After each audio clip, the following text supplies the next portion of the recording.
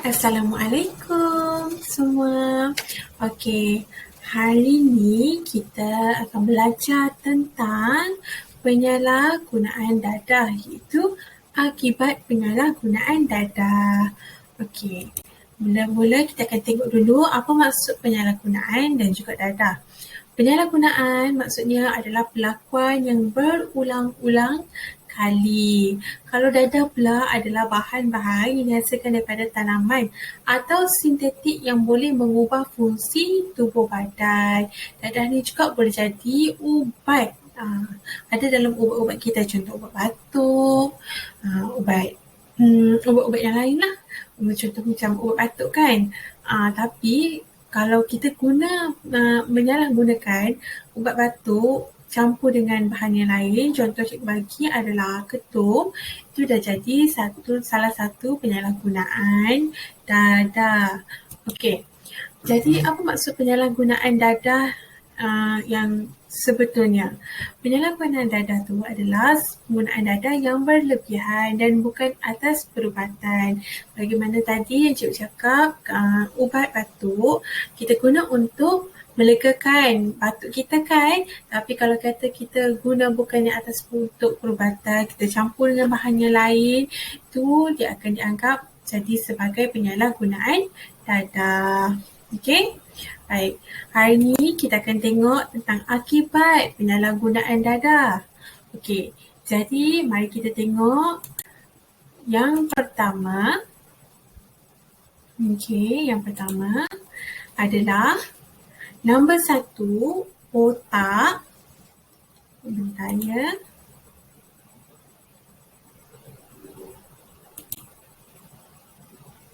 Okey, nombor 1, otak.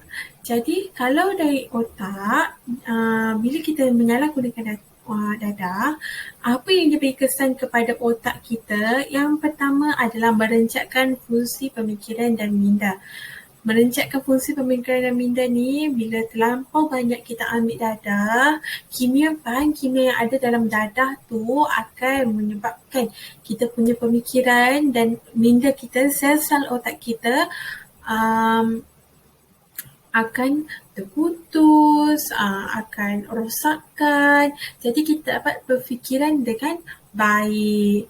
Yang kedua, mengganggu tumpuan.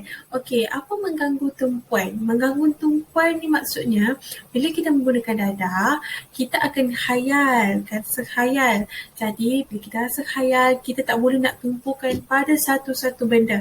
Sebabnya kita ada dalam dunia yang lain, dunia yang baru, tak ada dalam dunia yang nyata. Jadi bila kita gunakan dadah, kita akan khayal, jadi tak ada tumpuan yang kita boleh berikan. Okey? Jadi diganggu tumpuan kita dalam dunia yang realiti. Yang ketiga, bila kita menggunakan terlampau dadah, dia akan menyebabkan daya ingatan kita semakin berkurangan. Jadi kalau kita ambil dadah, selalu ambil dadah ni, sebab yelah gian kan ambil dadah. Jadi lama-lama kelamaan daya ingatan kita akan semakin berkurangan. Dan yang terakhir sekali, kita juga boleh mendapat penyakit stroke apabila kita menyalahgunakan dadah. Okey, itu paling bahaya ya. Sakit stroke ni susah dia nak lega. Dia kena kemoterapi barulah nak lega. Dan ada setengah orang buat kemoterapi pun tetap tak lega sebabnya stroke dia hampir ke seluruh badan. Okey, bahayanya bahan-bahan kimia yang ada dalam dadah tu ya. Okey, nombor dua adalah mata. Okey, mata. Okey, jadi apa yang menyebabkan bila kita salah guna dadah? Okey, pertama dia akan mengaburkan penglihatan kita. Bila kita guna dadah, bila kita isap dadah, okey, bila kita mengambil dadah tu, penglihatan kita akan rasa kabur, tak nampak dengan jelas. Dan yang kedua, mata kita pun berair. Terasa, kalau awak tampak, kalau ada yang mengambil dadah berdekatan dengan kamu lah, kebanyakan matanya berair hampir 24 jam. Ya, merah-merah, berair. Tu kesan daripada dadah yang diambil. Okey. Yang ketiga, Okay, nombor 3 adalah mulut dan kerongkong. Okey, mulut dan kerongkong ni kita tengok daripada gangguan percakapan akibat ketidakseimbangan fungsi minda. Jadi macam yang cikgu tadi kan, bila otak kita tak boleh berfokus, tak boleh berfikir dengan baik, mulut dia kan pergi ke mulut. Jadi dia akan ganggu percakapan. Kita cakap benda pun merapu-rapu. Kalau kita ambil dadah ya. Kalau kita cakap merapu-rapu lah yang benda-benda yang macam contoh ya, cikgu bagi. Kalau kamu tengok ada orang yang mabuk kan, dia cakap bukan-bukan kan, itu salah satu macam mana orang yang mengambil dadah. Dia cakap merapu dalam diri dia sendiri, dan juga gangguan percakapan ni boleh jadi sebabkan stroke tadi. Bila dah jadi stroke, mulut awak dah sengit macam tu kan. Jadi awak punya mulut percakapan tak boleh nak cakap macam biasa, macam kita cakap sekarang ni, tak boleh nak bercakap dengan biasa. Yang kedua, gangguan mengunyah akibat stroke. Jadi bila stroke juga, yelah dah mulut dah sengit, awak tak boleh nak mengunyah. Bila tak mengunyah, awak makan, ada orang makan dalam tube, kena masuk tube dalam mulut untuk makan. Yang ketiga adalah gangguan percakapan. Gangguan percakapan tadi macam yang cikgu jelaskan lah tadi kan, akibat stroke boleh, dan juga gangguan percakapan disebabkan kita punya otak tak boleh nak berfikir dengan bagus, dengan baik ya. Yang terakhir sekali, pendarahan kerongkong. Ni ya, kerongkong kita, mulut dan salur pemakanan yang kat perut kita ni kan. Salur pemakanan ni juga datang dekat kerongkong kita ni. Jadi bila kita ambil dadah banyak ni, kadang dia bahan kimia dalam tu bahaya tau. Jadi bahan kimia yang ada dalam tu boleh menyebabkan bila kita ambil keterlaluan ambil dadah tu, boleh menyebabkan bahan kimia tu hakis masuk dalam kita punya badan, masuk ni habis kita punya kerongkong, mulut kita dan juga salur pemakanan kita lah merosak. Okey, yang keempat, nombor 4 adalah jantung. Jantung ni jantung dekat bahagian sini ya. Jantung, bila kita menyalahgunakan, kita ambil dadah banyak-banyak, jadi jantung kita akan rasa yang pertama berdebar-debar. Yang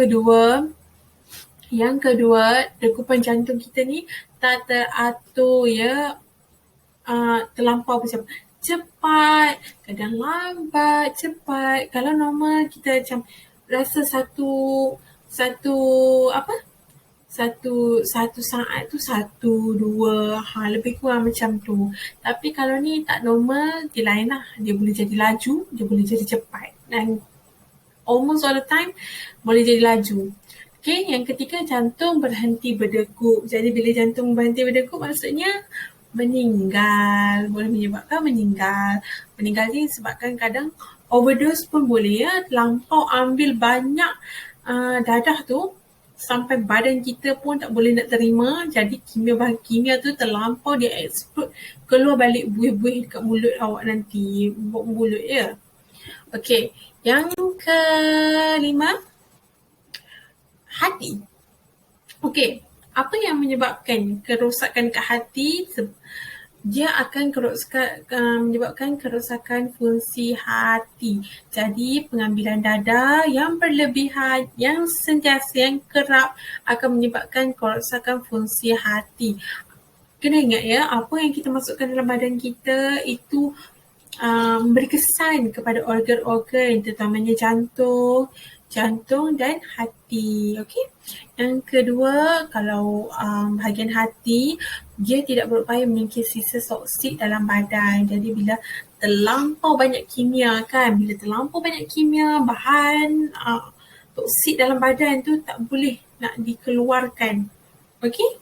Tak boleh dikeluarkan. Jadi tersekat kat situ dan menyebabkan kita kerosakan fungsi hati, dan fungsi hati tu tak boleh, hati kita tu tak boleh nak singkir sisa toksik tu keluar daripada badan.